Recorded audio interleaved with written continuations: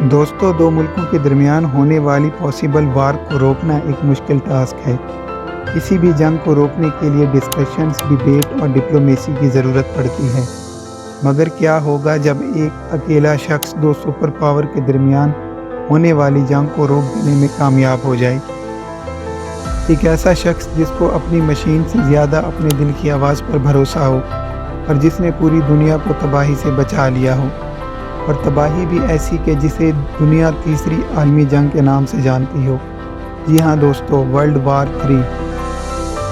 سننے میں یہ سب کچھ کسی سائنس فکشن مووی کی طرح لگتا ہے، مگر دوستو حقیقت میں آج سے کئی سال پہلے سال 1983 میں اسٹینیسلاو پیٹرو نامی ایک رشین لیفٹیننٹ نے یہ سب کر دکھایا۔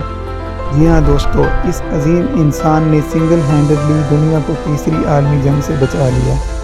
اگر یہ شخص اس دن یہ سب نہ کرتا تو آج نہ صرف آپ اور ہم ہوتے، بلکہ یہ دنیا ہی ختم ہو چکی ہوتی۔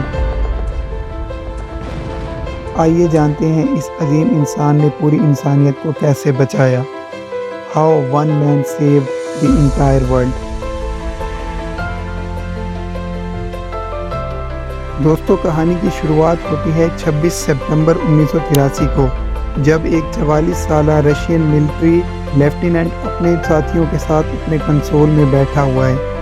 یہ ایک عام سا دن ہے کہ اچانک اس کے کمپیوٹر کی اسکرین روشن ہوتی ہے اور وہ دیکھتا ہے کہ 5 امریکی نیوکلیئر میزائل روس کی طرف آ رہے ہیں۔ اس کے پاس چوائس تھی کہ وہ فون اٹھائے اور اپنے سینئر کو جوابی حملے کی کال دے، اور اس کے پاس دوسری چوائس یہ تھی کہ وہ ان حملوں کو ہونے دے۔ اس کے پاس ڈیسیژن لینے کے لیے بھی زیادہ وقت نہیں ہے۔ اگر وہ ایسا کرتا ہے تو روس اور امریکہ کے درمیان نیوکلیئر وار چھڑ جاتی ہے، اور اگر وہ امریکی میزائل کے اٹیک پر خاموش رہتا ہے تو اس کے ملک کے ہزاروں لوگوں کی جانیں بھی جا سکتی ہیں۔ ایسے میں آپ لوگ سمجھ سکتے ہیں کہ کوئی بھی ڈیسیژن کرنا کتنا مشکل کام ہوگا۔ ایسے میں پیٹرو نے ایک گہری سانس لی۔ پیٹرو نے یہ ڈیسائیڈ کیا کہ کنٹرول روم سے ملنے والے ایئر سٹرائک کے سگنل فیک ہیں اور اس نے آگے ریٹیلیشن کی کال نہیں دی۔ اس نے یہ ڈیسیژن ٹھیک لیا ہے یا غلط؟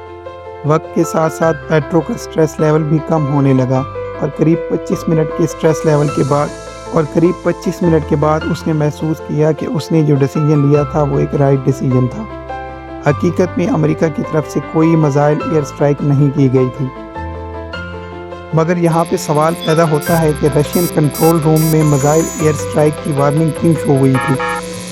دوستو، در حقیقت Russian missile warning system 80s کی ٹیکنالوجیز پر کام کرتا تھا، جس کو سویت سیٹلائٹ سسٹم کے ذریعے مانیٹر کیا جاتا تھا۔ اور اس دن ہوا یہ تھا کہ سویت سیٹلائٹ نے سورج سے نکلنے والی ریفلیکٹیو ریز کو میزائل سٹرائک کے طور پر شو کر دیا تھا، اور سیٹلائٹ مانیٹرنگ کوڈنگ نے بھی اسے ایک ایئر سٹرائک کے طور پر آگے میسج دیا۔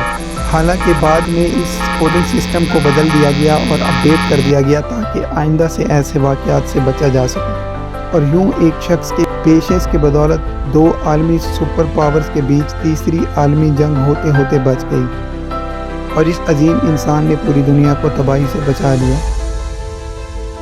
وار ایکسپرٹ کے مطابق اگر اس دن پیٹرو ہیڈ کوارٹر میں ایئر سٹرائک کی ریٹیلیشن کال دیتے تو روس اور امریکہ کے درمیان نیوکلیئر وار شروع ہو جاتی، اور باقی ملکوں کو بھی الائز کی صورت میں اس میں شامل ہونا پڑتا، اور نتیجتاً اس پوری دنیا کا خاتمہ ہو جاتا۔